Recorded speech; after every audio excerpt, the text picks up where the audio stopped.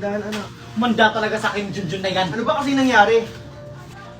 Megan, okay ka na ba? Mukha ba akong okay? Tingnan mo nga kung anong ginawa mo sa akin, no? Wala kang yang bata ka! Wait lang, Valerie! Junjun, ano ba kasing ginawa mo? Bakit nabili si Megan? Tito, hindi ko naman po sinasadyang itulak si Megan. Siya po kasi yung nagpumilit na ipapasukin ako sa loob ng bahay.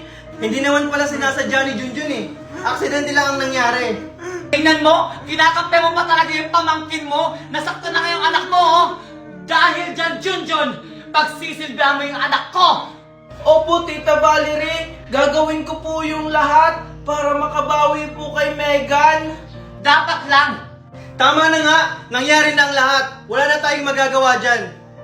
Hoy, Junjun, bilisan mo dyan. Ipaghanda mo si Megan ng pagkain. Kakain na siya. Ah, sige po, Tita. Tito, wait lang. O bakit Junjun? Sana hindi po kayo magalit. Bakit? Ano ba yung sasabihin mo? Tito, uuwi na lang po siguro ako kasi lagi na lang po kayong nag-aaway. Ano ka ba Junjun? Wala ka nang uuwian. Tsaka, hindi naman ikaw yung dahilan kung bakit kami nag-aaway. Nung isang araw po kayong nag-away, lahat po napakinggan ko po yun. Bita-bita ka talaga lagi, Junjun. Huwag mong alalahanin yung Junjun. Basta itong tatandaan mo, nandito lang kami para sa'yo. O sige na, aalis na ako. Hoy, Junjun, halika ka dito. Bakit po, Tita? Ano, masaya ka na nag-away kami mag-asawa? Hindi ko rin naman pong ginustong mag-away kayo. Nagsabi lang naman po ako ng totoo. Di ba ayan yung gusto mo? Yung sirain mo yung pamilya namin? Oo nga. At dahil sa'yo, nalaman ni Daddy na nagsisinungaling ako. Itong bagay sa'yo.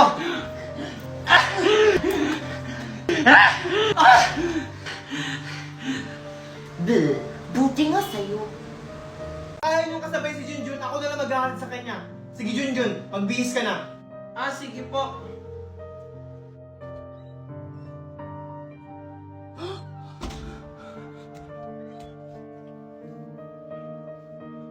Alam ko na kung sinong gumawa nito. Tara na, Megan, ha? Yaya, yung bag ni Megan isunod na sa kotse, ha? Ma'am. Megan, ikaw ba may gawa nito? Ikaw lang naman yung pumasok sa kwarto. Uy, Junjun, wag mo nga akong pinagbibintangan dyan. Hindi ako pumasok sa kwarto mo. Sinong gagawa nito? Si Yaya? Hindi naman kayang dumihan nito ni Yaya. Oh, Megan, totoo ba yung sinasabi ni Junjun na ikaw yung nagdumi ng damit niya? Hindi po, Mami. Hindi ko po yan magagawa. O, tignan mo, ikaw, Junjun, huwag na huwag mong pagbibigtakan yung anak ko. O ano na naman kaguluhan yan? Daddy, si Junjun kasi pinagbibintangan niya ako na ako daw nagdumi sa uniform niya. Kahit hindi naman. Totoo ba yun Junjun? Wala naman pong iba magdudumi ng uniform ko kundi si Megan lang. Siya lang po kasi yung pumasok sa kwarto ko. Megan, magsabi ka nga ng totoo. Hoy, Marco, huwag mo nga kinakampihan yung anak mo sa labas. Hindi ko siya kinakampihan, Valerie. Ang sa akin lang, kung siya ba talaga yung nagdumi ng uniform ni Junjun. Bakit naman kay Junjun na madumi yung uniform niya? Kasi pulubi siya.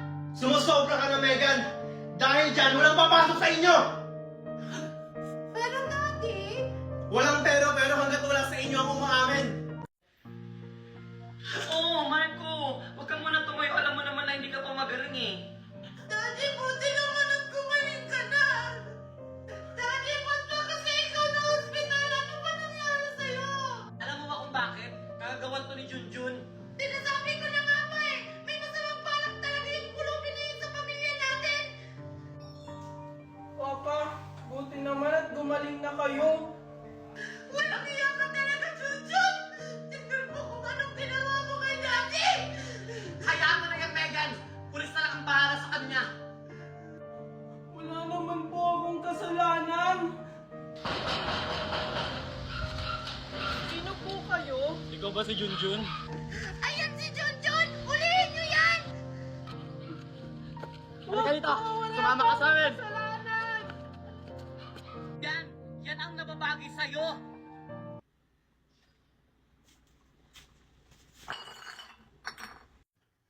Sino yan? Tanga-tanga mo naman. Pag tayo ang kita ni Sir Marco dito, lintik ka sa akin. Oo na, huwag ka na maingay. Sige na, pumasok ka na.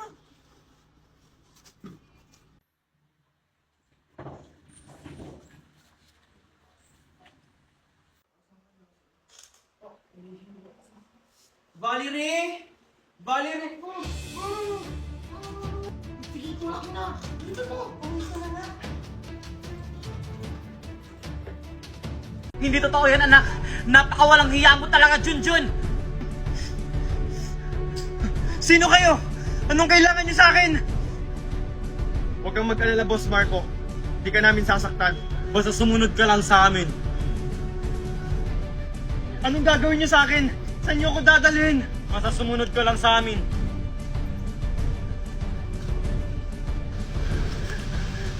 Junjun? Valerie, Megan? Ano nangyayari dito? Asawa! Daddy! Ang sagradong anak mo lang naman ang kumidnap sa'yo. Totoo ba yun, Junjun? Na ikaw yung may kagagawan nito? Oo, Papa! Ako ang nagpakidnap sa'yo dahil gusto ko lang ilayo kayo sa babaeng yan! Alam niyo ba, Papa, habang nagsasama kayo ni Tita Valerie, may iba siyang lalaki! At isa pa, siya din ang may dahilan kung bakit kayo na ospital! Nilason ka niya, Papa! Hindi totoo yan, Marco. Dahil sinungaling siya. Dahil alam mo naman na magaling siya gumawa ng kwento. Dahil isa siyang pulube. Bitawan niyo ako! Hindi ko na alam kung sino yung paniniwalaan ko sa inyo! Ako, Papa! Ako ang paniwalaan mo. Dahil ako ang asawa mo. Ako, Papa, dahil may ebidensya ako! Nandakag sa akin kapag nakalabas ako dito. Megan, Junjun, ito na yung bagong bahay natin. Wow! Ang ganda, Papa! Ang laki-laki! Simula ngayon, Junjun, Daddy na ang tawag mo sa akin, okay? Okay, Daddy. Thank you, Daddy! Ang ganda-ganda ng bahay natin! Ah, Junjun? Ah, ano yan, Megan? Sir Marco! Oh, mga anak, maiwan ko muna kayo dito ah. Tinatawag na ako ng abogado natin. Ah, sige po, Daddy! Ah, Junjun, patawarin mo ko sa lahat ng nagawa ko sa'yo. Patawarin mo rin ako, Megan, nang dahil sa akin, naging magulo ang lahat. Ah, hindi Junjun, ginawa mo lang ang tama. Akala ko kasi, magbabago pa si Tita. Sana nga magbago na si Mami, kasi miss na miss ko na siya. Lahat nagbabago, Megan. Kaya sana si Tita magbago na para makasama na natin siya. Oh, mukha yatang malalim yung pinag-uusapan nyo magkapatid ah. Alam nyo, masaya ako kasi masaya kayo sa isa't isa. Pero alam nyo mga anak, mas lalo kayong sasaya kasi lahat ng pamana ko ay nakapangalan sa inyong dalawa. Talaga, Daddy? Yay! Oo mga anak, kaya sana pagyamanin nyo ito. Thank you, Daddy! Ah, Daddy, oo nga pala, may napili na po akong charity. Charity? Oo po, yung kalahati po ng pera na galing sa inyo, ibibigay ko po sa charity sa mga batang naulila na po. Wow, ang bait mo talaga, Junjun. Ah, Daddy, pwede ba nating dalawin si Mami? Oo naman. Mga anak, baba na kayo. Baka balik pa kayo sa school. Eto na po, Mami!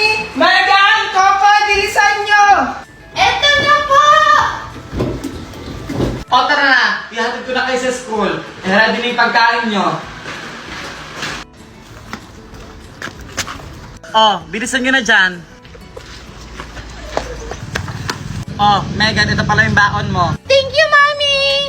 Oh, Junjun, Coco, ito sa inyong dalawa ha. Thank you po, Mami!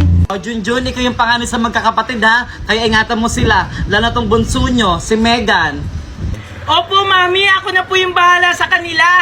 Oh, pumasok na kayo. Sige po, Mami!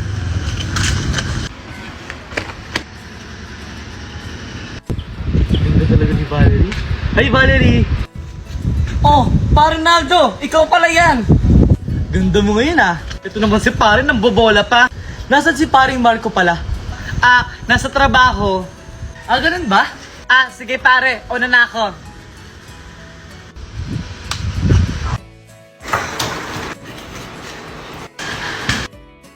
Mommy, Daddy, tingnan nyo!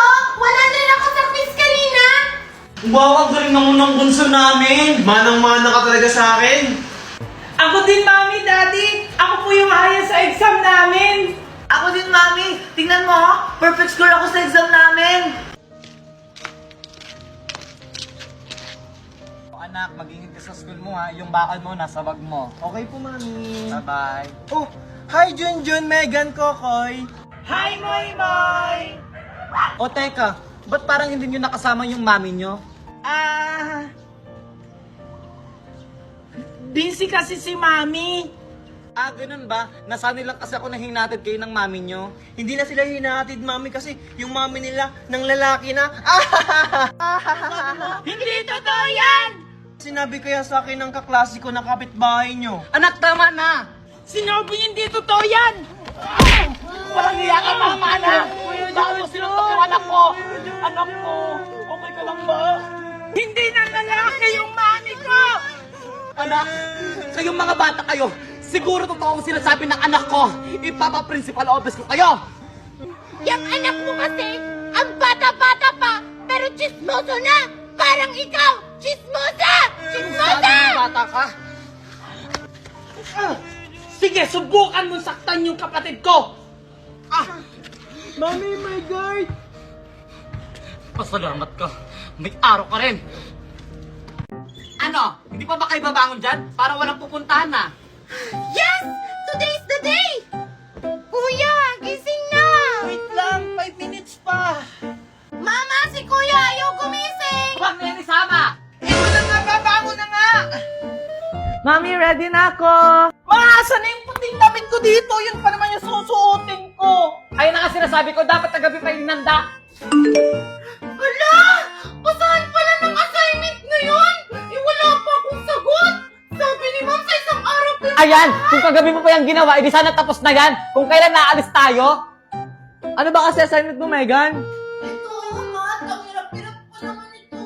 Mat? Ay, pass! Ma! Mat daw! Baka alam mo! Ha, Mat? Di ka naman siguro babagsak dyan, Megan? 50% to sa grades namin, Ma! Akin na ako na magsasagot para mat lang, hindi pa alam. I-open mo lang ang iyong CC at pindutin ang camera, picturean mo lang ang math problem mo at ilang segundo lang lalabas na ang sagot. Ganyan lang kadali ang CC, kaya anong pang hinihintay nyo? I-download nyo na. Malaking tulong ito sa schoolworks nyo, lalo na sa research. I-type nyo lang ang gusto nyong topic sa research at bibigyan na kayo ng magandang sagot. Kaya si CC ang sagot sa problema nyo sa schoolworks. O ayan, tapos na. Wow! Ang bilis naman ni Kuya Junjun! Hindi ko na matalino. Siyempre, gumamit ako ng CC app. Hindi nyo alam yun? Ano ba naman yan? Gamitin nyo na rin yung CC app para hindi na kayo mamroblema sa schoolworks nyo. Ano, dyan na lang kayo? Huwag na lang kaya kayo sumama. Bilisan nyo na dyan! Eto na nga! Eto na po! Bilisan nyo dyan. Hala, isang oras na lang. Ilang oras ba biyahe papuntang airport? Hala, ikaw driver, hindi mo alam? Kayo alam nyo ba? Ako mami, alam ko. Itatanong natin kay Sisi. Ilang oras ang biyahe mula May Kawayan, Bulacan papuntang Manila International Airport? Ang biyahe mula Kawayan, Bulacan papuntang Manila International Airport ay humigit kumulang 1 oras at 59 minuto kung gagamit ka ng bus at tren. Wow, ang galing naman yan, anak. Ano? 1 hour and 59 minutes? Wala, may 1 minuto na lang tayo. Bilisan nyo! Wait lang!